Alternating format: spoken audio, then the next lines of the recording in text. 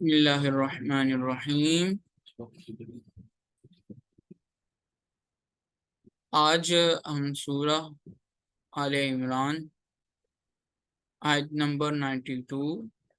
اور چوتھے سپارے کا آغاز کرنے جا رہے ہیں۔ لن تنالوا البر، ہرگز تم نہیں پا سکتے نیکی کے اعلیٰ درجے کو۔ اعلیٰ درجہ کر رہا ہوں، البر کا جو الف لام ہے اس کا، کہ نیکی کے کامل درجے کو تم نہیں پا سکتے، حتیٰ یہاں تک کہ تنفقو تم خرچ کرو، مما تحبون اس چیز میں سے جسے تم پسند کرتے ہو، جسے تم محبوب رکھتے ہو۔ جب تک وہ چیز خرچ نہیں کرو گے تب تک نیکی کے کامل درجے تک نہیں پہنچ سکتے۔ وما تنفقو، اور جو کچھ تم خرچ کرتے ہو، من شیئن کوئی بھی چیز، فإن اللہ بہ علیم، تو بے شک اللہ تعالیٰ اسے خوب جانتے ہیں۔ کل الطعام، سب کھانے، کانا تھے، حلن حلال، لبنی اسرائیل بنی اسرائیل کے لیے، الا مگر ما حرم اسرائیل، جو حرام کر لیا تھا اسرائیل نے، علی نفسی اپنے اوپر، من قبل ان تنزل التوراۃ، تورات کے نازل ہونے سے پہلے ہی۔ قل، آپ کہہ دیجئے، فأتوا بالتوراۃ فاتلوها، تم لے آؤ تورات پھر اس کی تلاوت کرو، ان کنتم صادقین، اگر تم سچے ہو۔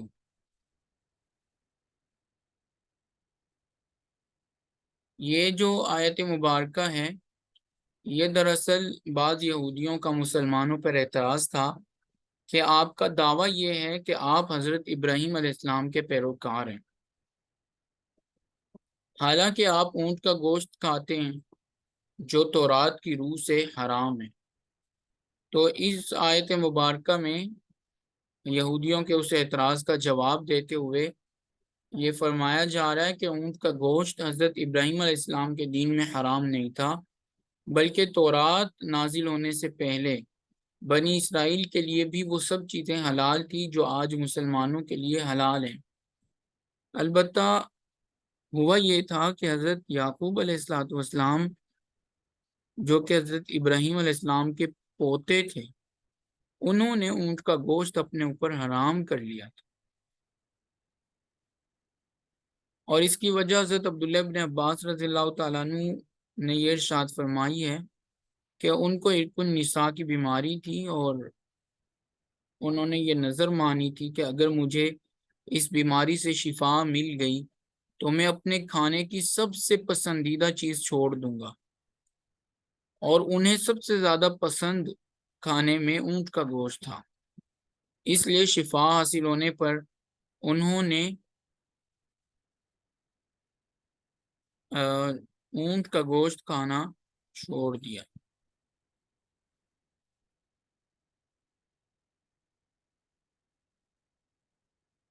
اب قرآن کریم نے یہاں پر یہ بات واضح نہیں فرمائی کہ بنی اسرائیل کے لیے پھر بعد میں بھی اونٹ کا گوشت حرام تھا یا حلال ہی رہا۔ تو یہاں پر تو وضاحت نہیں ہے، لیکن سورۃ النساء کی آیت نمبر 160 میں اللہ تعالیٰ نے فرمایا کہ بنی اسرائیل کی نافرمانیوں کی وجہ سے ان پر بہت سی اچھی چیزیں بھی حرام کر دی گئی تھی۔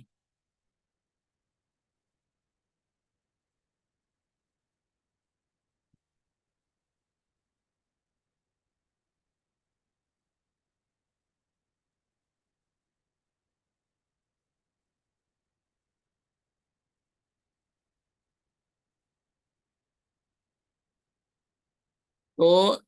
حضرت یعقوب علیہ السلام نے اپنے اوپر حرام کیا تھا، اور بنی اسرائیل پر اس لیے حرام کیا گیا تھا کیونکہ انہوں نے نافرمانیاں کی تھی۔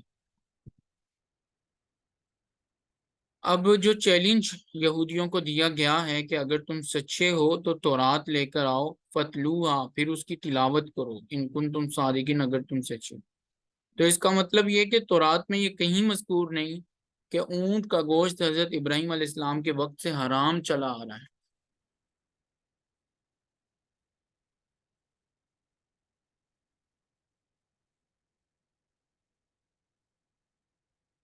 اور مزید یہ کہ یہ جو اونٹ نہ کھانے کا حکم ہے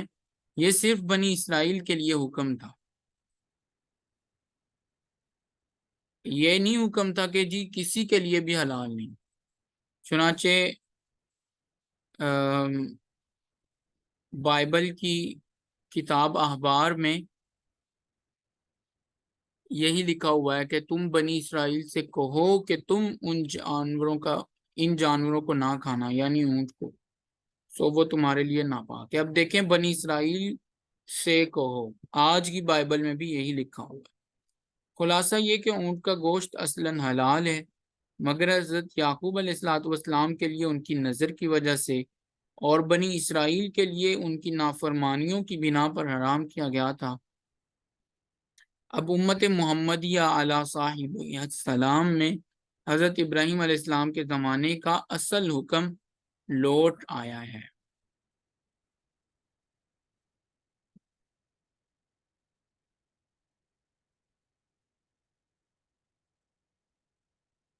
فمن افترا علی اللہ الکذب، جو کوئی گھڑے گا اللہ پر جھوٹ، من بعد ذالک، اس کے بعد، فاولئک هم الظالمون، تو یہی لوگ ہیں ظالم۔ قل، آپ کہہ دیجئے، صدق اللہ، اللہ نے سچ کہا۔ فتبعوا، لہذا تم بھی اتباع کرو، ملت ابراہیم، ابراہیم کے دین کی، حنیفاً، جو یکسوئی اختیار کرنے والے تھے، وما کان من المشرکین، اور وہ مشرکین میں سے نہیں تھے۔ ان اول بیت، یقیناً وہ پہلا گھر، وضع للناس، جسے لوگوں کے لیے مقرر کیا گیا ہے، للذی ببکہ تھا، وہ گھر ہے جو مکہ میں ہے، مبارکن، بابرکت ہے، وہدن، اور سراپا ہدایت ہے، للعالمین، جہان والوں کے لیے، فیہ آیات، اس گھر میں نشانیاں ہیں،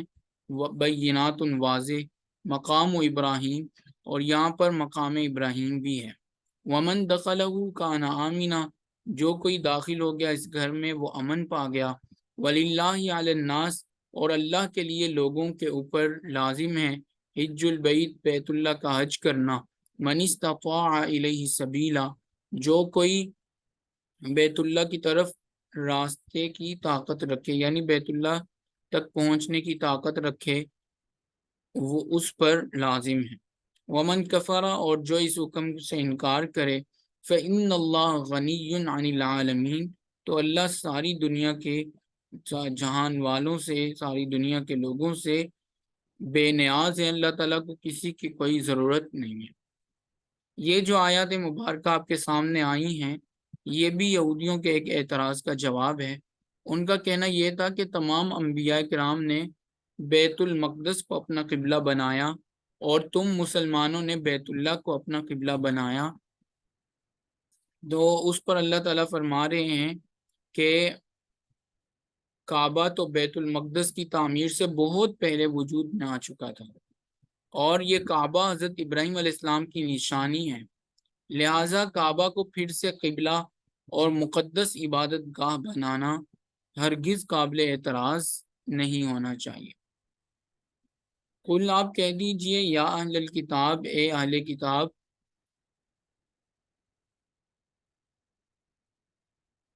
لم تکفرون، کیوں تم انکار کرتے ہو، بآیات اللہ، اللہ کی آیات کا، واللہ شہید، اللہ گواہ ہیں، علی ما تعملون، اس پر جو تم کرتے ہو۔ قل، آپ کہہ دیجئے، یا اہل الکتاب، اے اہل کتاب، لم تصدون، کیوں تم روکتے ہو، عن سبیل اللہ، اللہ کے راستے سے، من آمنا، اس شخص کو جو ایمان لائے، تبغونہا عوجا، اور تم تلاش کرتے ہو اللہ کے راستے میں کوئی خامی، کوئی ٹیڑھ پن، کوئی عیب، کہ ہمیں عیب ملے اور ہم لوگوں کو بتائیں۔ وَأَنْتُمْ شُهَدَاء، حالانکہ تم اس بات پر گواہ ہو، یعنی کہ قرآن کے اور اس راستے کے سچ ہونے پر تم گواہ ہو۔ وَمَا اللَّهُ بِغَافِلٍ عَمَّا تَعْمَلُونَ، اور اللہ غافل نہیں ہے ان کاموں سے جو تم کر رہے ہو۔ یا ایھا الذین آمنوا، اے ایمان والو، ان تطیعوا، اگر تم اطاعت کرو گے، فریقا من الذین اوتوا الکتاب، اہل کتاب کے ایک گروہ کی، یردوکم، تو وہ پھیر دیں گے تمہیں، بعد ایمانکم، تمہارے ایمان کے بعد، کافرین، کفر سے، ایمان لانے کے بعد کفر میں تمہیں واپس لوٹا دیں گے۔ وَكَيْفَ تَكْفُرُونَ، تم کیسے انکار کر سکتے ہو اللہ کا، وَأَنْتُمْ تُتْلَى عَلَيْكُمْ آیات اللہ، حالانکہ تلاوت کی جاتی ہیں تم پر اللہ کی آیات، وَفِيكُمْ رَسُولُهُ، اور تمہارے درمیان اللہ کے رسول موجود ہیں، وَمَنْ يَعْتَصِمْ بِاللَّهِ، اور جو کوئی مضبوطی سے تھام لے اللہ کو، یعنی اللہ کے دین کو، فقد ہدیہ، تو تحقیق اسے ہدایت دی گئی، الی صراط مستقیم، سیدھے راستے کی۔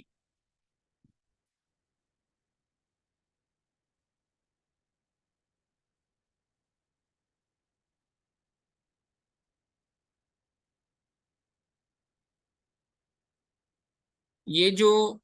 آپ کے سامنے گزری ہے آیت نمبر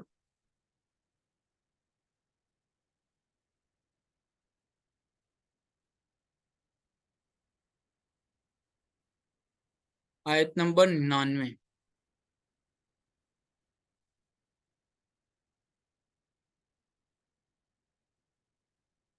یہ قُلْ يَا أَهْلَ الْكِتَابِ لِمَ تَصُدُّونَ عَنْ سَبِيلِ اللَّهِ مَنْ آمَنَ تَبْغُونَهَا عِوَجًا وَأَنْتُمْ شُهَدَاءُ۔ اور اسی طرح اس سے پہلی یہ والی آیت کہ تم اللہ کے راستے سے لوگوں کو کیوں روکتے ہو، تو یہ اصل میں یہاں سے لے کر آگے آیت نمبر 108 تک، ہم نے تو 101 تک ابھی پڑھا ہے، آیت نمبر 108 تک یہی مضمون چلے گا۔ وہ مضمون یہ ہے کہ یہ آیات ایک خاص واقعے کے تناظر میں نازل ہوئی ہیں، اور وہ واقعہ یہ ہے کہ مدینہ منورہ میں دو قبیلے آباد تھے، ایک کا نام اوس اور دوسرے کا نام خزرج تھا۔ یہ دو مشہور قبیلے تھے، اور بھی قبائل تھے لیکن مشہور دو قبائل یہی والے تھے۔ اور اسلام سے پہلے ان لوگوں کے درمیان سخت دشمنی تھی، اور دونوں کے درمیان وقتاً فوقتاً جنگیں جاری رہتی تھی، اور یہ جنگوں کا سلسلہ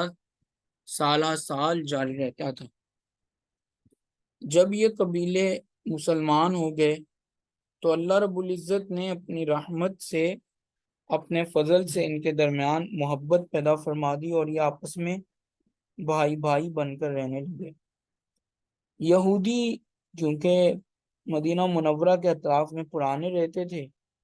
انہوں نے جب دیکھا کہ یار یہ تو بڑی محبت پیار الفت سے رہ رہے ہیں، تو یہودیوں کو ان کا یہ اتحاد ایک آنکھ نہیں بھاتا تھا۔ ایک مرتبہ دونوں قبیلوں کے لوگ ایک مجلس میں جمع تھے، کچھ لوگ اوس کے تھے، کچھ خزرج کے تھے۔ تو ایک یہودی شماس بن قیس نے ایک آدمی سے کہا کہ اس مجلس میں وہ اشعار سنا دو جو زمانہ جاہلیت میں اوس اور خزرج کے شعراء نے ایک لمبی جنگ کے دوران ایک دوسرے کے خلاف کہے تھے۔ تو اس شخص نے وہ اشعار سنانے شروع کر دیا ہے شماس بن قیس کے اشارے پر۔ نتیجہ یہ ہوا کہ ان اشعار سے پرانی باتیں تازہ ہو گئیں، اور شروع میں دونوں، جب یہ باتیں تازہ ہو گئیں تو شروع میں دونوں قبیلوں کے لوگوں میں زبانی تکرار ہوئی، اور پھر بات بڑھ گئی،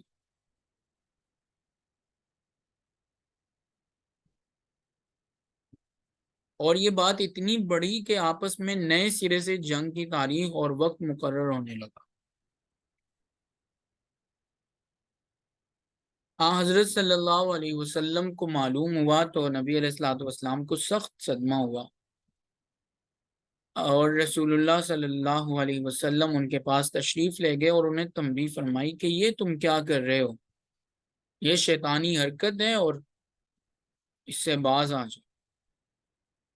تو بات تو بہت آگے جا چکی تھی، لیکن کیونکہ رسول اللہ صلی اللہ علیہ وسلم کی عظمت اور احترام ان لوگوں کے دلوں میں اپنی جگہ تھا، تو آپ کے سمجھانے سے یہ فتنہ ختم ہو گیا۔ تو ان آیات میں اللہ تعالیٰ نے یہودیوں سے خطاب کر کے فرمایا کہ تمہیں خود ایمان لانا چاہیے تھا، اور اگر تم خود ایمان نہیں لائے تو پھر تمہیں چاہیے تھا کہ تم ایمان کے راستے میں رکاوٹ نہ ڈالو۔ اور اب آگے چل کر اللہ تعالیٰ نے مسلمانوں کو باہمی جھگڑوں سے بچنے کا علاج یہ بتایا ہے کہ مسلمان اپنے آپ کو دین کی تبلیغ اور دعوت میں مصروف کر لیں، تو اس سے اسلام کی اشاعت بھی ہوگی اور یکجہتی بھی پیدا ہوگی۔ تو اللہ تعالیٰ کیا فرما رہے ہیں آگے، یا ایھا الذین آمنوا، اے ایمان والو، اتقوا اللہ، اللہ سے ڈرو، حق تقاتہ، جیسا کہ اللہ سے ڈرنے کا حق ہے، ولا تموتن، اور تم نہ مرنا، الا مگر، وانتم مسلمون، اس حال میں کہ تم